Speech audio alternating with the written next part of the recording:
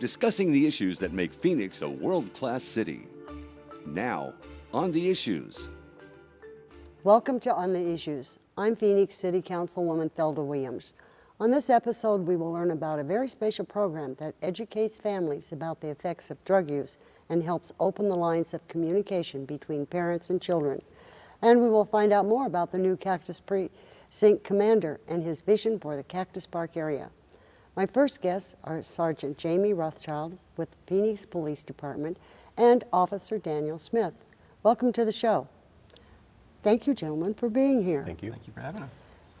You're from Black Mountain. Tell us where Black Mountain is and a little bit about all the special things you're doing. Okay, Black Mountain Precinct is probably one of, if not the biggest precinct geographically. It goes from approximately Bell Road north all the way to New River, from Scottsdale Road to 91st Ave and Carefree Highway. So within that span, we have a large number of residents and a tremendous amount of area to cover. Some of the programs that we're working on with that large area, Detective Smith is in charge of the transient program, where he goes out and talks to all of our homeless population and attempts to get them the appropriate resources depending on their need and their desire to accept help. He also couples that with enforcement so that he can eradicate issues of blight or eradicate areas of blight issues, part of which is helping the transient population find a suitable place and an opportunity to get on their feet. Officer Smith, I know that what you're doing is being very successful, but tell us, give us an example. Well, up in Black Mountain Precinct, I've come up with a program that mirrors other precincts programs throughout the city, and it's geared towards educating the transient population, telling them what the laws are, the camping laws, the trespassing laws, so on and so forth. And then it goes towards getting them assistance if they need it.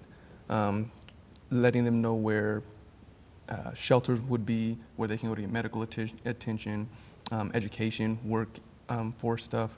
And then ultimately, if they choose not to go that route, we're then enforcing the laws that they violate. And in the Black Mountain Precinct, we're taking a stance on we're going to book. Is instead of just writing tickets or warning, after we've done the warnings, we're going to start putting them in jail for crimes that they're committing. I hear you are so good that you not only recognize them on site, but you can call them by name. I've contacted quite a few, and I do remember many of them. And we do have a relationship. It's a respectful working relationship. They know when I'm coming, and they know that business will be conducted. Good job. Thank you very much. And if I could just add on, Daniel's done a phenomenal job of coupling enforcement with education, so everyone's given an opportunity to be successful.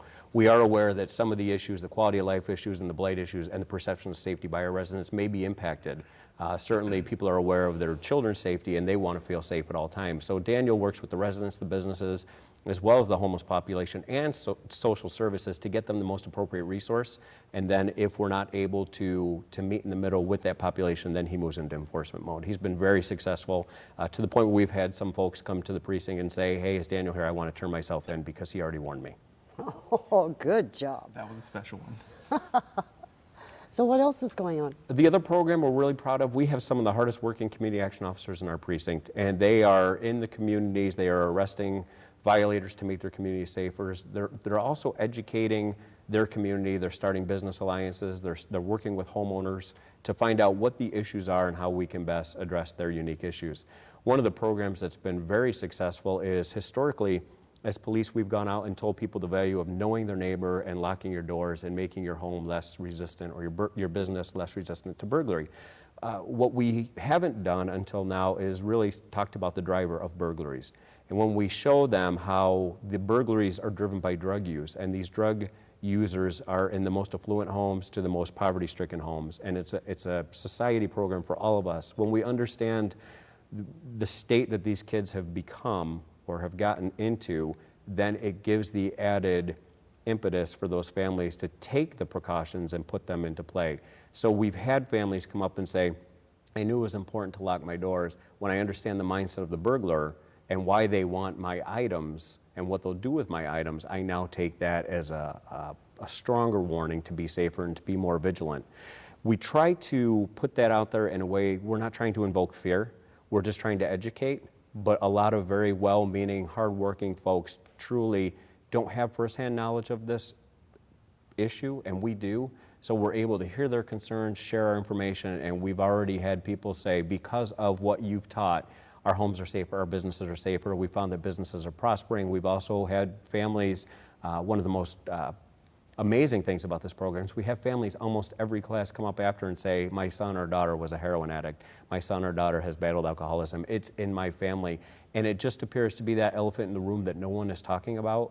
So we're putting all the information out there.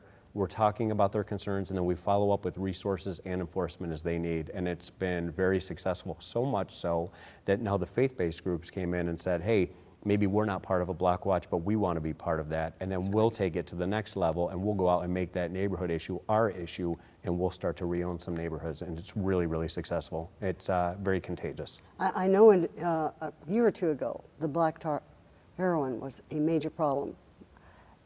But you were very gracious and invited me to a presentation that was for parents and the children, and that really focused in on the prescription drugs that mom and dad have that are now the biggest problem that we have. Do you find that in the community? Absolutely, and that comes back for us to education, because people think if a doctor gave it to me, it's okay. And what they don't realize is the tremendous abuse from those opiates, from those painkillers. The natural progression is, well, I can't get those anymore, so what's cheap, what's readily available, and that's heroin. And heroin for years had a reputation of being, oh, well, that's a taboo drug, no one's going to use heroin. It is very dominant. And it is, some of these kids are saying in a one-shot, one-kill method, the first time I did it, I was abused, or I was addicted to it. And so what happens is we start with something that maybe even a doctor gives for pain medication, and then it can, if abused and not monitored and not effectively looked after, translates into a heroin problem. So instead of just making this a police issue, we're talking to the pharmacies, we're talking to the doctors, we're talking to the schools, we're talking to everybody, because it's a society issue where the police just play one role. We need parental involvement. We need the whole community to come together to help with this, as well as creating an opportunity to dispose of drugs that are not being used, such as the DEA take-back events that we participate in. And we provide information with where to get your drugs. We will dispose of them, because if you take that prescription, it sits in your cabinet or in your grandmother's cabinet, who's going to know that it's even missing? And so have we allowed this drug use to continue without being aware of it? And fortunately, the more we educate, the more success we're seeing. But it's that conversation that we just have to have, and we will have it with anyone who wants us, whether it be a faith-based group, neighborhood group, brown bag lunch series for a business. We will come out and deliver this all, and then we will come up with a game plan at the end for everyone to walk out with, so they don't feel beat down, they feel empowered to go out and ask the right questions, and then we'll work together to give them the right resources.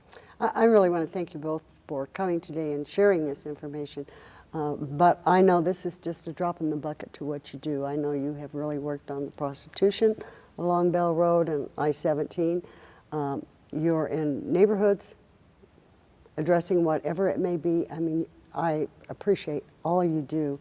And I think what's really special is your total involvement with the neighborhoods, individuals, and the businesses. I mean, you're really bringing the focus in a team effort. And that leadership is so valuable to our community. And you are two of the best leaders I know. So thank you so much for what you do. Thank you for and for having us. coming today. Thank you.